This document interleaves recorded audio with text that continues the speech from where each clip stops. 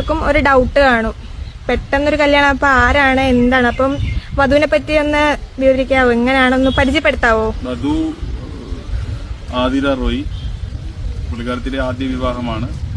പച്ചായന്റെ രണ്ടാമത്തെ ചോദ്യം ഞാൻ അവളെ ഒന്ന് പുഷ്ടിപ്പെടുത്തിക്കൊണ്ട് വരുമ്പോഴത്തേക്ക് കുറെ എണ്ണ ഇടിച്ചിട്ടാൻ തരുന്നു.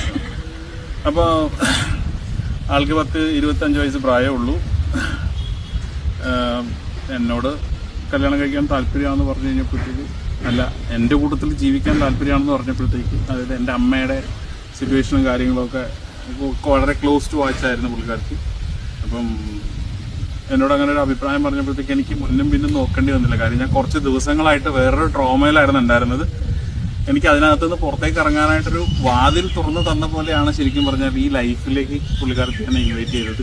സീരിയസ്ലി ഞാനല്ല എന്നെ ഇൻവൈറ്റ് ചെയ്തത്, പുള്ളിക്കാരത്തെയാണ് അതിൻ്റെ മുൻകൈ എടുത്തത് അല്ലേ.